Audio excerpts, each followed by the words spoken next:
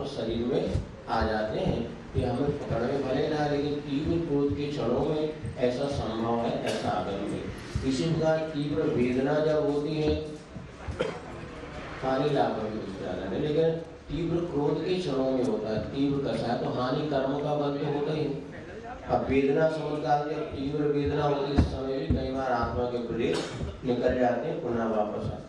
मरणांतिक समुद्घात का होता है जब जीव मरने वाला होता है, उसके पहले उसको निश्चित मन में आकुलता, पता नहीं मेरा भविष्य क्या होगा, तो ऐसी कुछ आकुलता होने पर शरीर से आत्मा के प्रदेश निकलते हैं कि आत्मा के प्रदेश निकले और जहाँ जन्म लेना वहाँ जाकर के छू करके पुनः वापस आ जाते हैं। ये भी बहुत जल्दी अंतर्मुक्त की प्रक्रिया है।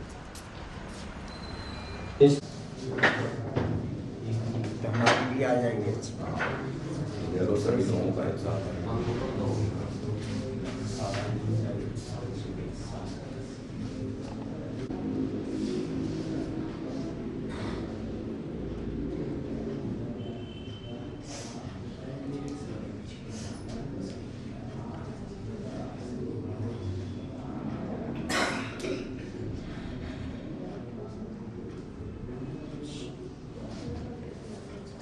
वीडियो बनना कुछ चर्चा करते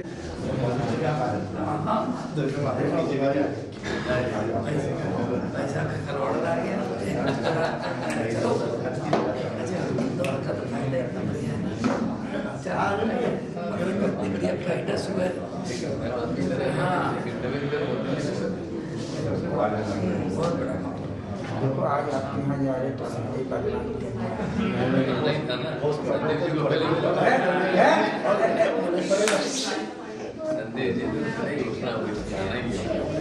दिन तो रात में आए अकेले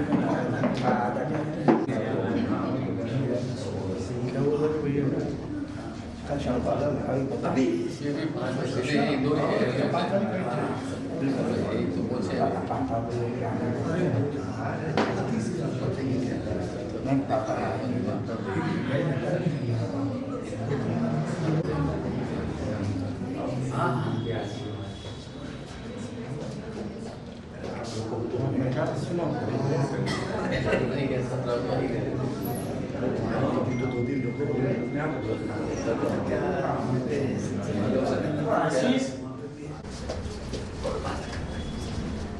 चलो भैया 5 बजे की फ्लाइट में चले 6 बजे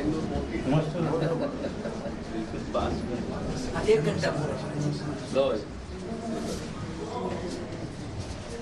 अकेले हो कि जोड़ी है? अकेले नमस्ते महाराज जी। नमस्ते महाराज जी।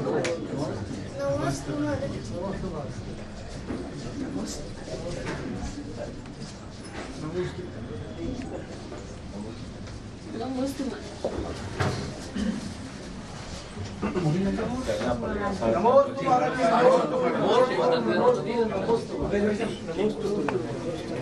लेट हो जाएंगे। सब लोग चलना है। चलो चलो चलो आ जाओ सब लोग आ जाओ। नमस्ते महाराज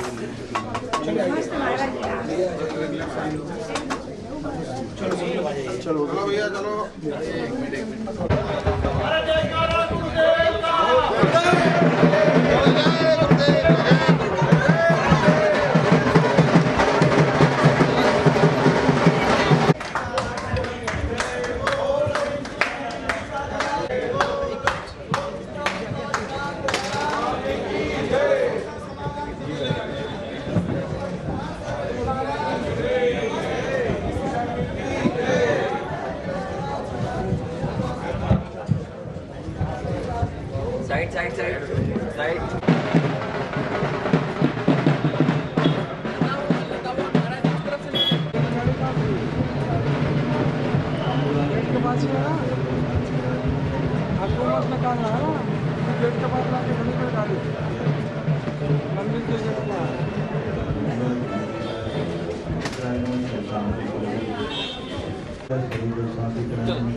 अभिषेक देगा अभिषेक देगा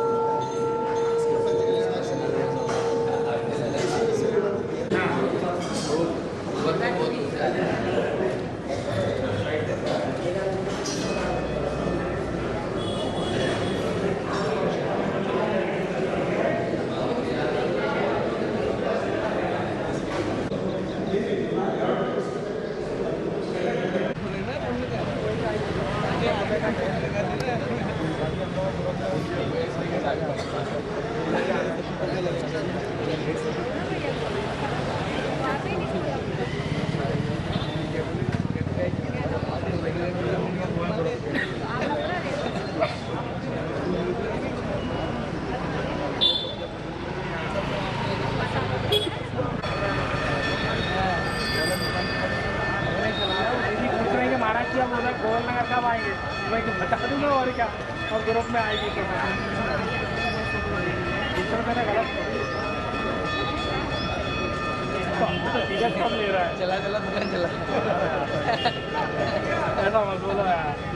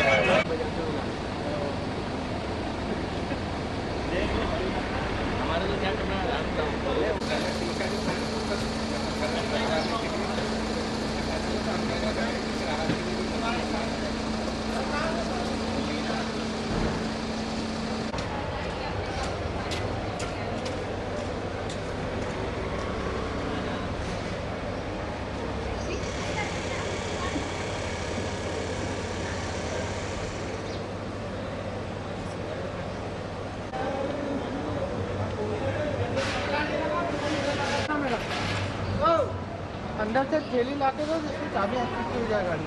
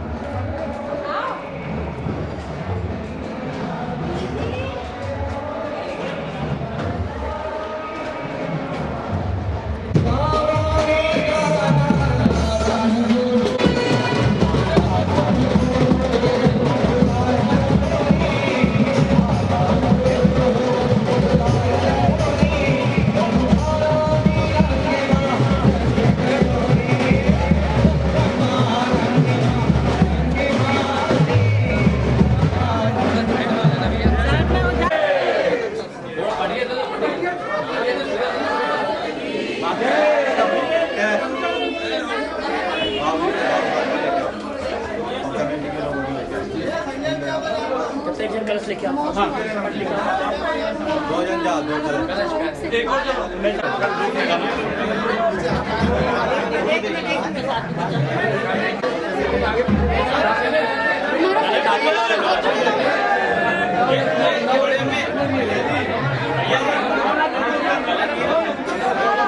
हमारा गेट बंद हो जाएगा।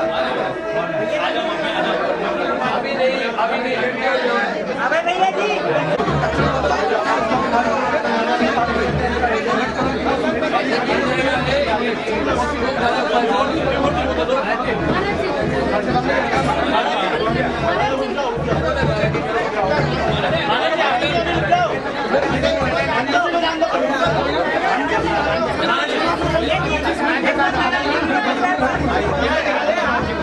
तो बाद में अब भैया जमवाएंगे। हमारा जी बंद हो चिल्ला की पाने दो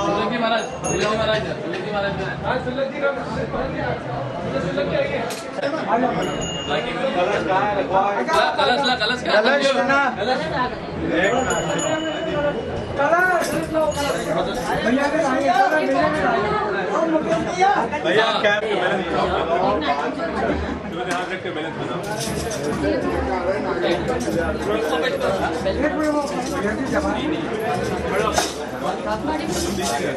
भरत जी हाँ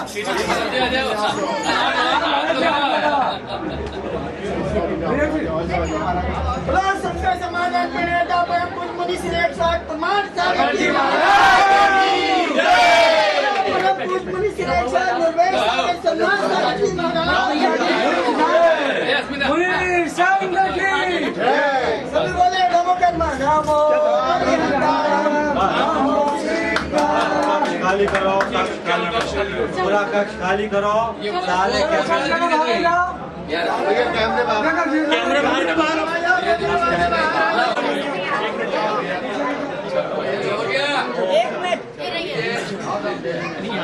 और कौन रह गया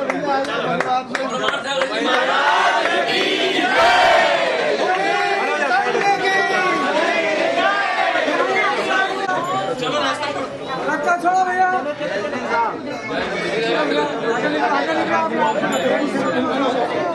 लगा दी ना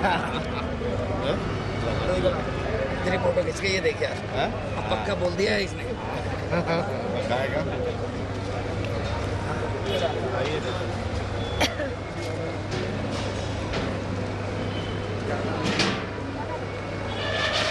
अंदर की दीदी के कलश के अंदर यही जाएंगे बोला कई गन्नौर से आ रहे थे। गन्नौर था रात को तो कल उनका हो गया हाँ नहीं और कल तो विधान में अकेले गया।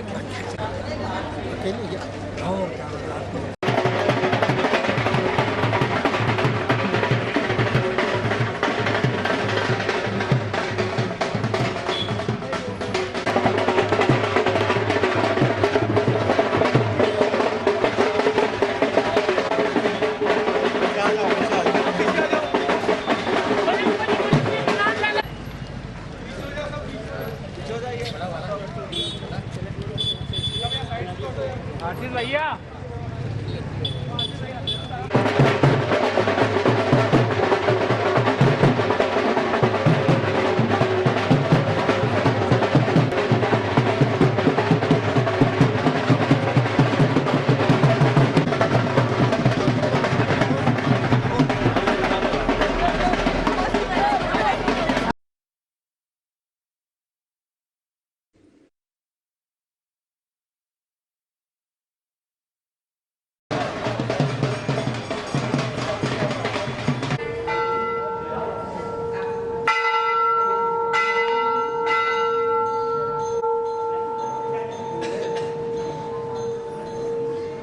कुछ चीज़ें ऐसी होती है जिसे हम अपने पुरुषार्थ से प्राप्त करते हैं और कुछ चीज़ें ऐसी होती है जो केवल पुण्य संयोग से प्राप्त होती है। मैं अपनी बात को स्पष्ट करूं, हमें जन्म मिला, शरीर मिला, ये सहज मिल गया। इसके लिए हमें कोई अपनी ओर से प्रयास नहीं करना पड़ा और जन्म के साथ ही माँ का दूध भी मिल गया। ये सहज प्राप्त संयोग है। माता पिता ने हमारा लालन पालन किया, उनकी कृपा से पल पोस कर हम बड़े हुए। ये उनके सहयोग मूलक कृपा का परिणाम है। मेहनत करके पढ़ लिख कर योग्य बने, परिश्रम करके धन पैसा कमाया। ये हमने प्रयास पूर्वक संपादित किया और इन सबको प्राप्त करने के साथ जो सद्बुद्धि है वो न तो सहज प्राप्त होती,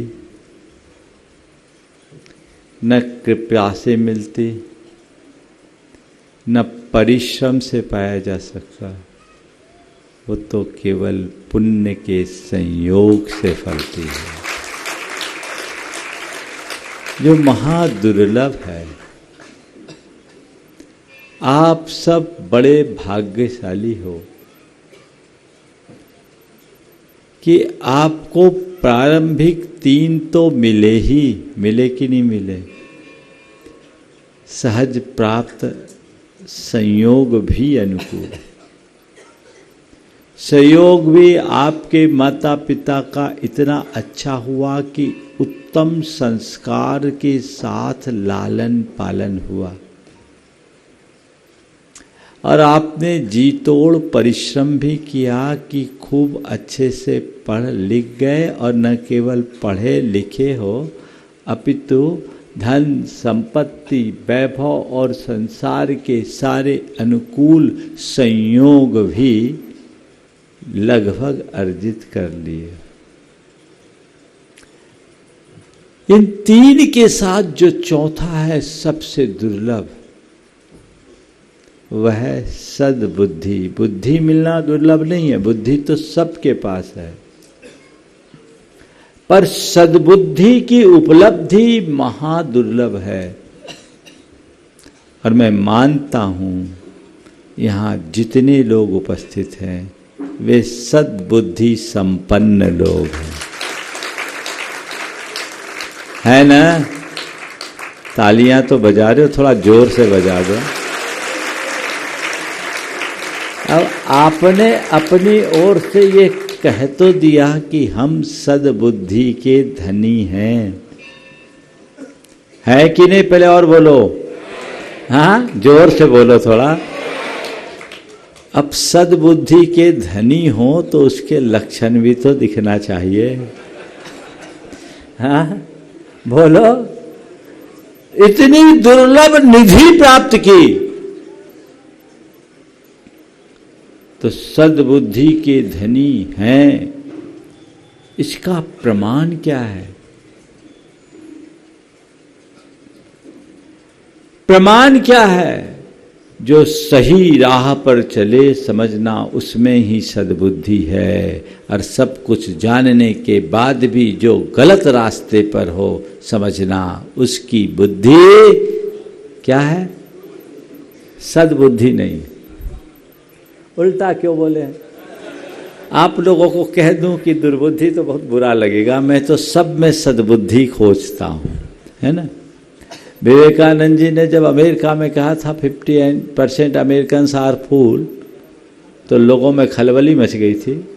लेकिन जब उनने कहा I rectify my sentence that 50% Americans are wise, तो सब खुश हो गए, है ना?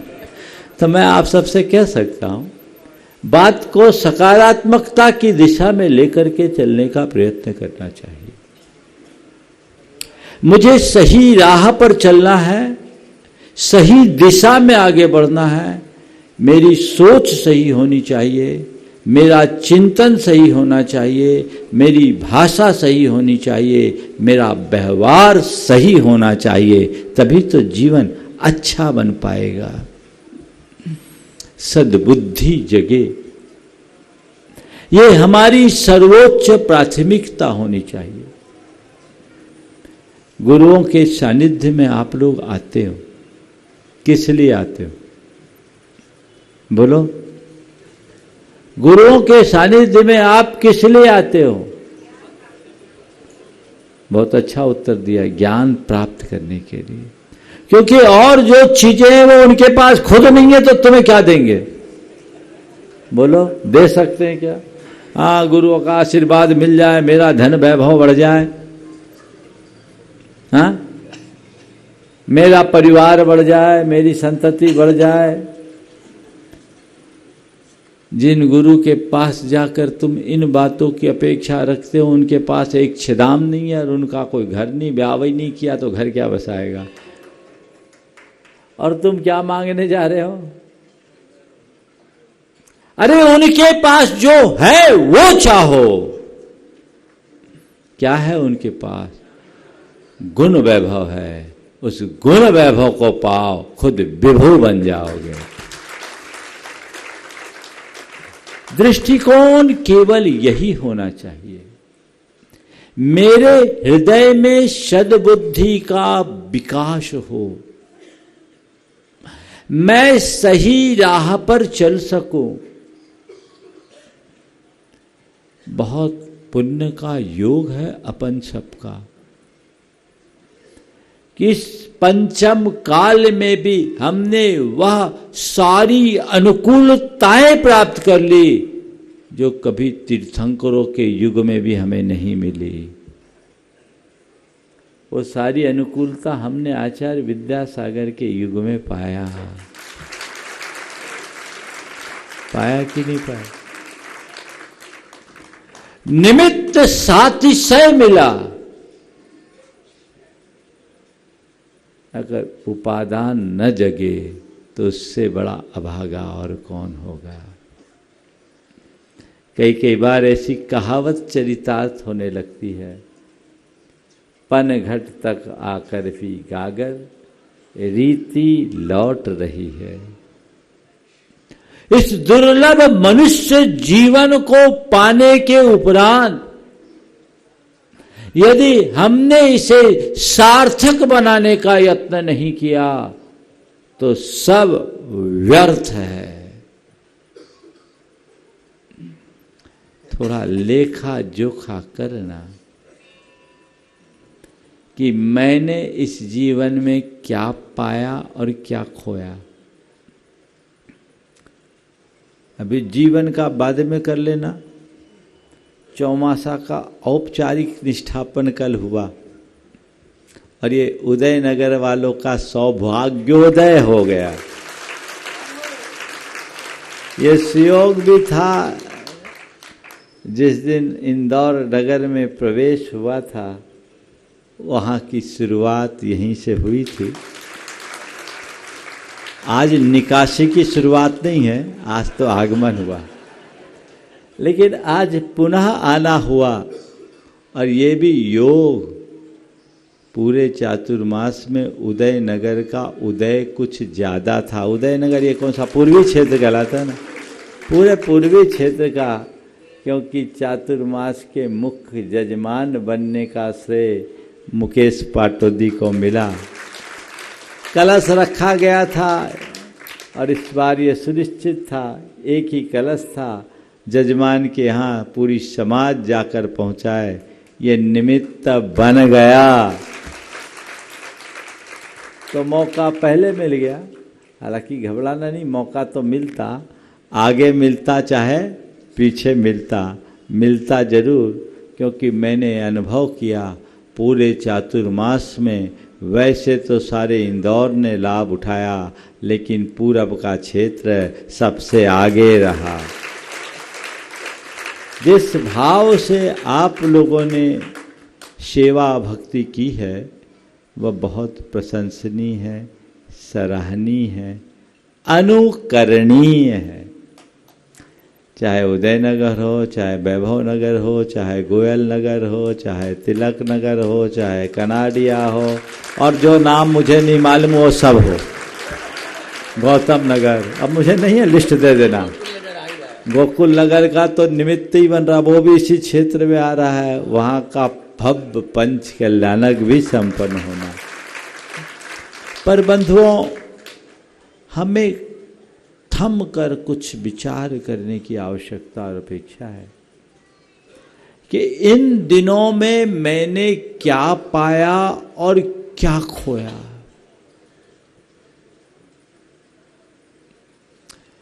हमें अवसर तो खूब मिलते हैं, पर अवसर का हम लाभ कितना उठा पाते हैं, सबसे ज्यादा महत्व उसका है कि हम अवसर का लाभ उठाएं। ये जीवन भी एक अवसर है, बीतता जा रहा है, बीतता जा रहा है, और कैसे बीत जाता है पता ही नहीं लगता। आज सुबह मुझसे कुछ लोग कह रहे थे कि महाराज जी चातुर्मास कैसे बीत गया पता ही नहीं लगा। मैंने कहा तुम चातुर्मास की बात कहते हो, मैं कहता हूँ जीवन कैसे बीत गया पता ही नहीं लगा। बोलो, देखते देखते सब बड़े हो गए, कोई पता लगता है? यही तो चीजें हैं, कब क्या हो जाए कुछ कहा नहीं जा सकता। जीवन के किस मोड़ पर क्या घटना घट जाए ये कहा नहीं जा सकता। कभी भी कहीं भी कुछ भी हो सकता है, इसलिए समय बीतने के पहले उसका लाभ उठाने का प्रयास सबको करना चाहिए। बंधुओं, आज तो ये संयोग बना है, आए ही आए हैं। बस मैं एक ही बात आज कहना चाहूँगा कि मन में एक ही भावना रखिए, मेरी बुद्धि सद्बुद्धि बनी रहे। धन कन कंचन राज सुख सब ही सुलभ कर जान, दुर्लभ है संसार में एक यथार्थ ज्ञान। ज्ञान की दुर्लभता नहीं है, ज्ञान तो आप लोगों के पास भरा है ना। इतना है कि चाहे जिसको ज्ञान देने में समर्थ हो, और तो और आप लोग गुरुओं को भी ज्ञान दे देते हो मौका मिल जाए तो, है ना। ज्ञान से मतलब नहीं, मतलब यथार्थ ज्ञान से है ना। उस यथार्थ को जाने, यथार्थ को पहचाने, यथार्थोन्मुखी दृष्टि अपनी जगाएं, तो जीवन धन्य होगा। चार बातें यथार्थ पर केंद्रित करके मैं विराम लूँगा। आज का तो आपका पूरा दिन है ही, अभी 3 दिन का कार्यक्रम इस क्षेत्र के लिए है, इसलिए सोचने की बात नहीं है। आज शंका समाधान भी यहीं होगा। दोपहर में हम लोगों का जो स्वाध्याय होता है वो भी होगा, अभी समय सार चल रहा है। जो लाभान्वित होना चाहें वो 3 बजे उपस्थित हो सकते हैं। यथार्थ को पहचानिए। क्या है यथार्थ? जिसने जन्म लिया उसकी मृत्यु सुनिश्चित है, ये जीवन का यथार्थ है। न हम कुछ लेकर आए न लेकर जाएंगे, ये जीवन का यथार्थ है। न कोई हमारा है न हम किसी के हैं, ये जीवन का यथार्थ है। और जो करेंगे वही भरेंगे, ये जीवन का यथार्थ है इसका ज्ञान? बोलो, ये यथार्थ है कि नहीं, पहले ये बताओ, है ना। समझते हो, इसको स्वीकारते हो? पूरी जिंदगी इसी यथार्थ को झुठलाने में लगा देते हैं। हमने बचपन से ही पढ़ लिया, सुन लिया, रट लिया, राजा राणा छत्रपति हाथ इनके असवार, मरना सबको एक दिन अपनी अपनी बार। ये दोहराते भी हैं, पर यही कहते हुए, यही सोचते हुए, इसी मान्यता के साथ कि अभी दूसरों का नंबर है, मेरा नंबर नहीं। मेरा नंबर तो सबके आखिरी में होगी, जब सब आखिरी में होगा, जब सब मर जाएंगे उसके बाद मैं मरूंगा। पूरा जीवन इस सत्य को झुठलाने में खपा देना सद्बुद्धि की के लक्षण नहीं है। इसे जानो। बुद्ध ने अपने जीवन में एक वृद्ध देखा, एक रोगी देखा, एक वृद्ध देखा, एक मृतक देखा और बुद्ध हो गए। रोगी को देखा, पूछा ये कौन है? बोले ये बीमार है। ये बीमार क्या होता है? जिसके शरीर में व्याधि हो जाती। व्याधि क्या कहलाती है? व्याधि जिससे शरीर अशक्त हो जाए, लाचार हो जाए। बोले अच्छा, क्या ये सबको होता है? हाँ सबको होता है। शरीरम व्याधि मंदिरम, शरीर तो बीमारियों का घर है, सबको एक दिन बीमार होना पड़ता है, क्या मुझे भी होना पड़ेगा? भंते, जब सबको होता है तो आप कहाँ से बचेंगे? ये व्यक्ति कौन है? बोले बूढ़ा हो गया। बोले बूढ़ा कौन होता है? जो पुराना हो जाता है, जो जीर्ण हो जाता है, जो शीर्ण हो जाता है, जो अशक्त हो जाता है, वो बूढ़ा हो जाता है। बोला उसको फिर लाठी लेके चलना पड़ता है। बोले अच्छा, क्या सभी बूढ़े होते हैं? हाँ सभी बूढ़े होते हैं। क्या मुझे भी बूढ़ा होना होगा? तो प्रकृति का विधान तो सबके साथ समान है, आपको भी बूढ़ा होना पड़ेगा। आगे एक अर्थी जा रही। ये क्या है? अर्थी है। अर्थी किसे बोलते हैं? क्यों अर्थी किसे बोलते हैं? बोले जब आदमी मर जाता है, उसके शव को ले जाया जाता है, उसे अर्थी कहते हैं। बोले अर्थी क्या है? बोले अर्थी वह है, शरीर का नाम रथ है और आत्मा का नाम रथी, जिसमें रथ भर रह गया, रथी नहीं हो, न रथी अर्थी। समझ गए? न रथी अरथी, वो अरथी से अर्थी बन गया। तो बोले क्या है? बोले एक दिन अर्थी उठेगी, क्या मुझे भी मरना पड़ेगा? अब वो क्या बोले? मेरी भी अर्थी उठेगी। वो क्या बोले? वो समझ गया कि सच में एक दिन सबको मरना है, कल मुझे भी मरना पड़ेगा, मेरी भी अर्थी उठेगी। अब मेरी समझदारी तो इसी में है कि अर्थी उठने के पहले मैं जीवन के अर्थ को जान लूँ, चिता जलने के पहले अपनी चेतना को जगा लूँ, है ना? या ये बोध हुआ और बुद्ध उसी पल प्रबुद्ध हो गए। उन्होंने कहा अब रथ आगे नहीं जाना, रथ रुको, मैं यहाँ से चलता हूँ। सीधे वन की ओर प्रस्थान कर गए और दीक्षित हो गए। तुम बताओ तुम्हारे क्या हाल है? हॉस्पिटल के कितने चक्कर लगाए? यहाँ तो हो सकता है इक्का दुक्का ऐसे भी हों जो वेंटिलेटर पर भी लटक के आए हों, नव जीवन प्राप्त करके आए हों। बुढ़ापा कितना आ गया, कब्र में पांव लटक गए और कितने मृतकों को शमशान पहुंचाए। फिर भी बात समझ में आई कि नहीं आई? ये सोचना है जिसने जन्म लिया है उसका मरना निश्चित है। मरना तय है कि नहीं है? बोलो। हाँ तय है ना। अब हमें क्या करना है? हमें क्या करना है? तय करना है। क्या तय करना है? कैसे मरना है, ये तय करना। और क्या करना है? मरना तो तय है, इसमें कोई संशय है? अब ये तय करना है कि कैसे मरना है। आया है सो जाएगा, राजा रंक फकीर एक सिंहासन चढ़ी चले, एक बंधत जाए जंजीर, है ना। अब हमें ये तय करना है कि पुण्य के सिंहासन पर आरूढ़ होकर जाना है या पाप की बेड़ियों में जकड़ करके जाना है। इतना ही तो तय करना है। एक दिन जाना है। गुरुदेव ने कहा मरना है तो मर जा, पर जीते जी कुछ कर जा। गुरुदेव का वाक्य है। मरना है तो मर जा, पर जीते जी कुछ कर जा, अन्यथा कर जा तो मत कर जा।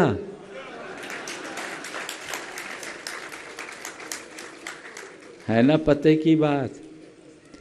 तो जीते जी कुछ कर जा।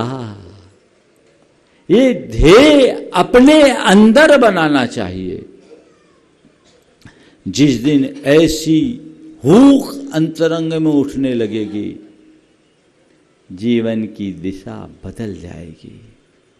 आप लोगों को जब गुरुओं का सानिध्य रहता है, प्रवचन में रहते हो, तो आपके भीतर कोई और आ जाता है और बाहर निकलते ही फिर दुनिया दूसरी हो जाती है ना। अभी तो लग रहा होगा बिल्कुल महाराज जी जो बोल रहे हैं बहुत पक्की बात बोल रहे हैं, अपन को ऐसे ही करना चाहिए। और बाहर गए तो महाराज क्या बताइए, बाहर की हवा ही खराब है ना। सोच बदलनी है, इससे ही प्रगाढ़ बनाने की आवश्यकता है। यदि ऐसा हमने कर लिया तो तय मानना हमारे जीवन के रूपांतरण को कोई रोक नहीं सकता। रूपांतरण घटित होगा, वो हमें अपने अंतरंग में करने की जरूरत। जिसने जन्म लिया उसकी मृत्यु सुनिश्चित है, न कुछ लेकर आए न लेकर जाएंगे। आज तक कोई लेकर गया क्या? नहीं ना, तो फिर क्यों मोह माया? हम अकेले आए अकेले जाएंगे, न हम किसी के हैं न कोई हमारा है। ये नदी नाव संयोग है, हम आप सब आज इकट्ठे हैं, कल जब जिसकी बारी आएगी सब अपने अपने ठिकाने चले जाएंगे। सबका अपना अलग लक्ष्य है, सबकी अपनी गति है और सबका अपना गंतव्य है। जो हम करेंगे वही भरेंगे। बस इन 4 वाक्यों को अपने जीवन का बोध वाक्य बना लीजिए, लिख कर अंकित कर दीजिए। अंतस्पटल में अगर ये बातें अंकित हो जाए तो फिर ज़्यादा कुछ कहने की करने की कोई आवश्यकता शेष नहीं रहेगी। ऐसा सत्प्रयास होना चाहिए। आज उदयनगर में आए, ये समाज बहुत अच्छी समाज है। यहाँ पहले भी चातुर्मास हुआ और यहाँ का भव्य पंचकल्याणक पूज्य समय सागर जी महाराज जो वर्तमान आचार्य है, उनके ही सानिध्य में, उन्हीं के सानिध्य में हुआ ना, उनके सानिध्य में संपन्न हुआ। अनेक चातुर्मास भी हुए। ये लाभ आप लोग लेते रहे। अभी अभी विनम्र सागर जी का भी खूब लाभ आप लोगों को मिला है। ये लाभ अंतरंग का लाभ बने, जीवन में परिवर्तन करे, ये हमें लक्ष्य में रखना चाहिए। जब तक भीतर परिवर्तन नहीं, तब तक बाहर के बड़े बड़े निमित्तों का भी कोई अर्थ नहीं। लेकिन भीतर परिवर्तन हो जाए तो छोटा सा निमित्त भी बड़ा काम कर सकता है, साधारण भी असाधारण को उद्घाटित कर सकता है। इसलिए हम सब उसी दिशा में आगे बढ़